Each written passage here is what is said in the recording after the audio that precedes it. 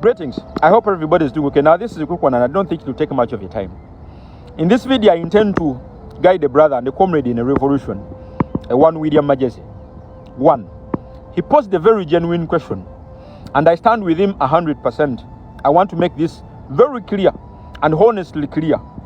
I stand with William Majesty 100%, and I want to state this categorically, that 50% of the people of northern Uganda perceived his message wrongly. One, they didn't perceive his message in the concept it deserved. They simply misunderstood him. They went personal and they went tribal. Now in this video, I intend to guide the brother and the comrade. But before I give him my guidance, let's first quote him verbatimly. Then we come back and give him our guidance. I want to make this categorically clear.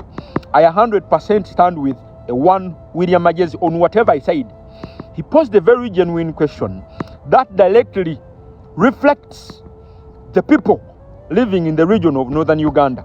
It directly tells the condition and the environment the people of the greater north, at least 50%, are living in. Let's quote him verbatimly. Then I'll come back and give him my guidance. But as I said, I stand with him 100%. I'm simply going to give him my guidance on how to handle and talk to brothers and sisters in the region of the greater north. So let's quote him verbatimly. Then I come back, I give him my guidance. This is what he had to say. This is the question he posed on the people of the greater north.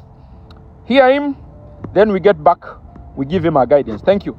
I am so discombobulated, flabbergasted, and acrimonially biased by the people of Karamoja, by the people of northern Uganda.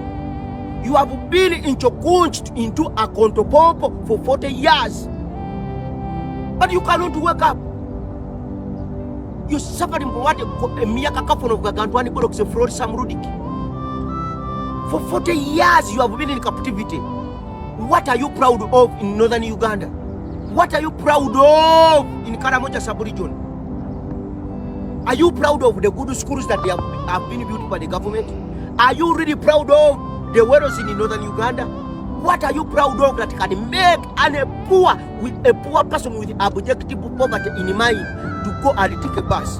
What really? For 40 years, everything has been taken away from you, and you still go and vote President Museveni. Okay, if you say that the votes were rigged. Let's go into a candid talk as we give guidance to a brother and a comrade in this our revolution. One, Comrade William Majesty, it is absolutely wrong, and it can't be sane for any sane person to be found shouting at a mad person on the dustbin, asking them as to why they are feeding in the dustbin. Let me repeat myself.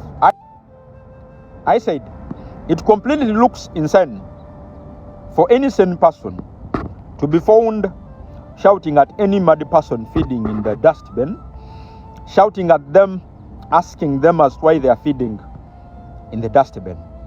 One, it's absolutely understandable that any mad person is conditioned to feed in the dustbin, not because they want to feed in the dustbin. Their mental capacity is conditioned to tell them and guide them that feeding in the dustbin is the best option and the only available alternative. Two, if you're seen shouting at any mad person, a mad person will see you as the mad person. Let me rephrase it again. 50% of the people of the greater north, I said 50% of them, are like a frog or a toad in the bucket of water. There's no way you can convince a frog or a toad in the bucket of water that the size of the sky is way bigger than the size of the bucket holding them hostage. Let me rephrase it again as well. The people of northern Uganda, at least 50% of them, are like a fish in a pond, you can never convince a fish in the pond that the size of the sky is way bigger than the size of the pond, holding them hostage.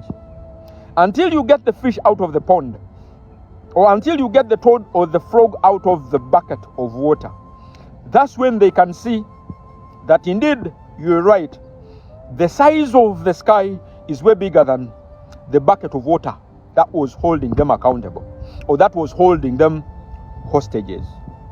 So to a comrade, a William Magezi, is simply useless and completely energy consuming for you to ever go into an argument or asking valid questions to the people of the Greater North. They don't choose fear simply because they have an alternative. They are left with two alternatives, or they are left with two options. By Genome 7, Kaguta gave them two options. Either give in to oppression or choose fear. They only have two alternatives. I mean, 50% of them have two alternatives, two options.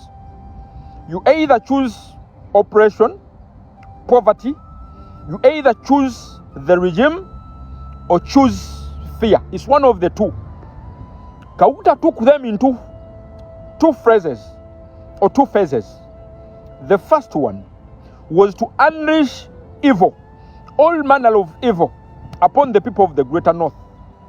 So he made sure they suffer a lot, just like he made sure that the people of Uganda suffer a lot during the 1980s. As he posed as a soldier of Obote, went on and caused terror in the regions of Uganda.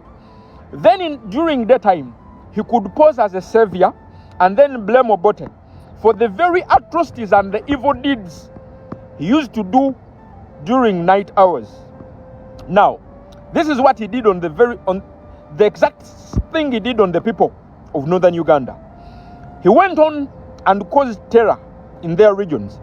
At least for those that have read about the two letters that were written by Dr. Milton Obote while in Zanzibar, he clearly mentioned it, that every kind of terror that happened within the region of northern Uganda, that was a hand of Yoweri Kaguta Museveni acting as the devil, and then during the time he could come as the savior. Now, those fellas, the brothers, are conditioned to choose the NRM, not because they know. 100% of them are completely ignorant. You can simply take out the 20% of them that are both awoke and awakened, but majority of them are conditioned to choose between two options: oppression or fear. That's why you can never find me into an argument of making sure that a comrade and a fella in the region of northern Uganda gets to understand the status quo of our country.